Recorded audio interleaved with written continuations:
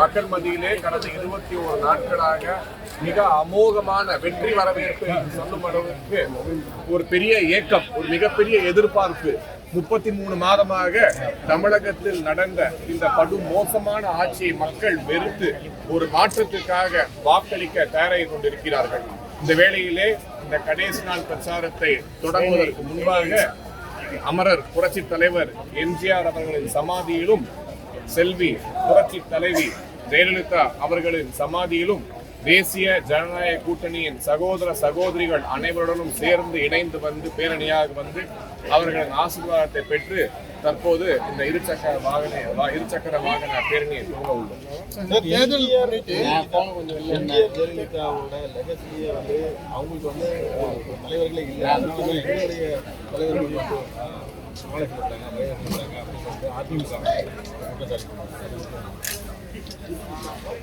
அதிமுகவினர் புரிந்து கொள்ள வேண்டிய விஷயம், எம்ஜிஆர் அவர்களோ ஜெயலலிதா அவர்களோ அதிமுக மட்டும் சொந்தமானவர்கள் கிடையாது.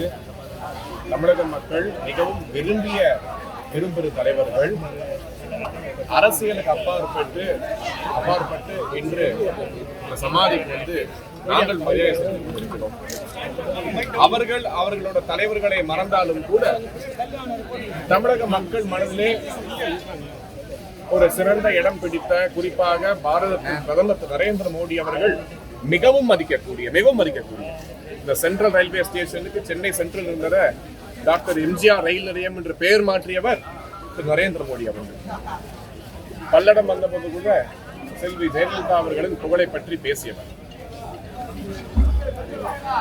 திரு எம்ஜிஆர் ஆகட்டும், செல்வி ஜெயலலிதா ஆகட்டும், அன்றைய காலகட்டத்திலே தெளிவாக திராவிட முன்னேற்ற கழகத்தை அவர்கள் கூறிய ஒரே வார்த்தை தீய சக்தி தூக்கி எறியப்பட வேண்டும் என்று கூறியவர்.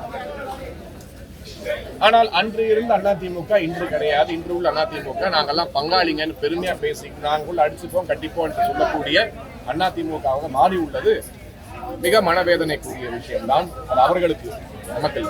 இன்று தேசிய ஜனநாயக கூட்டணியிலே அங்கம் வைக்கக்கூடிய அமமுக ஆகட்டும், அதிமுக மீட்பு குழு ஆகட்டும், இவர்கள் அனைவருமே திமுகவை எதிர்க்க வேண்டும் என்ற ஒரே நோக்கத்தோடு தான் வெளியே இருந்து பாஜகவுடன் கூட்டணி அமைத்து இந்த தேர்தலை போட்டியிட்டு திமுகவை மிகவும் எதிர்த்து போட்டியிட்டுக் கொண்டிருக்கிறார். அந்த விதத்திலே நாங்கள் இன்றைய தினம் அரசியலுக்கு மீண்டும் கூடுகிறோம். அரசியலுக்கு அப்பாற்பட்டு இன்று ஆசி பெற வந்திருக்கிறோம். அரசியல் 14 தேர்தலில் மோடியா லேடியாங்கிற பிரச்சாரத்தை ஜெயலலிதாவே முன்னெடுத்தாங்க. கடுமையா மோடி எதிர்த்து அந்த காலத்தில் பிரச்சாரம் பண்ணி ஜெயிச்சாங்க. தமிழகம் முழுவதும் மிகப்பெரிய வெற்றியை பெற்றாங்க. அப்படி இருப்ப நீங்க ஜெயலலிதா வந்து மோடி எதிர்ப்புல இருந்தவங்களை போய் நீங்க எப்படி? அரசியலுக்கு அப்பாற்பட்டு மிகப்பெரிய மரியாதையை தனிப்பட்ட முறையிலே செல்வி ஜெயலலிதா மீது கொண்டவர் நரேந்திர மோடி அவர்கள். திரும்ப தமிழகம் வரும்போதெல்லாம் அவர்களின் பெருமையை பற்றி பேசியவர், அவர்கள் நட்பை பற்றி உயர்வாக பேசியவர். எல்லாத்தையுமே நம்ம வந்து பாலிடிக்ஸா எடுத்துக்க முடியாது, பாலிடிக்ஸா பார்க்க முடியும். நான் மறுபடியும் சொல்றேன், திமுகவா இன்னைக்கு தீய சக்தின்னு கூறியவர்கள் இன்றுதான் அதிமுக இப்படி மாறி பங்காளி பாசம் சுத்திட்டு இருக்காங்க.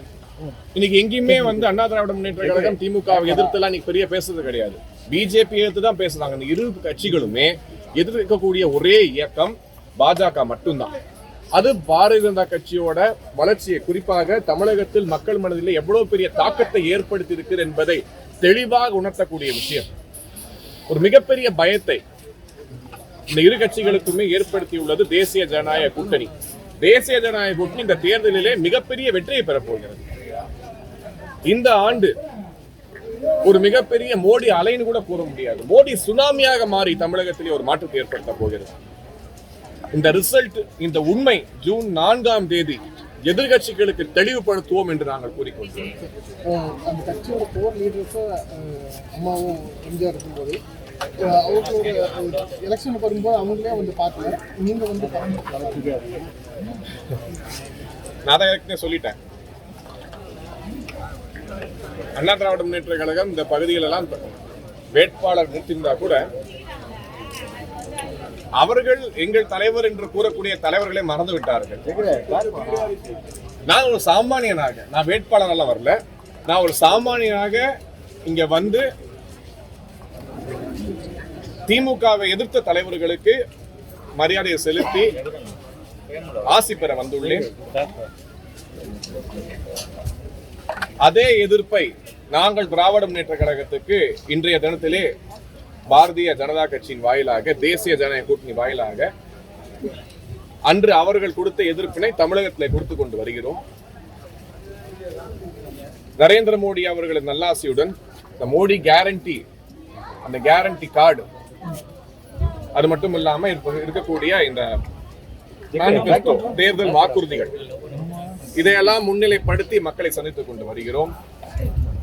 யார் மறந்தாங்க எங்களோட கவலை கிடையாது. நாங்க மனசுல வைத்துக் கொண்டிருக்கிறோம், மரியாதை வைத்துக் கொண்டிருக்கிறோம். அந்த மரியாதையை தற்போது வெளிப்படுத்திக் கொண்டிருக்கிறோம். சென்னையில மகளிருக்கு இலவச ஷேர் வழங்கப்படும் வாக்குறுதி செய்தித்தாளில் படிச்சோம் பாரத் பிஜேபி. அது சாத்தியமா? எதுல படிச்சீங்க?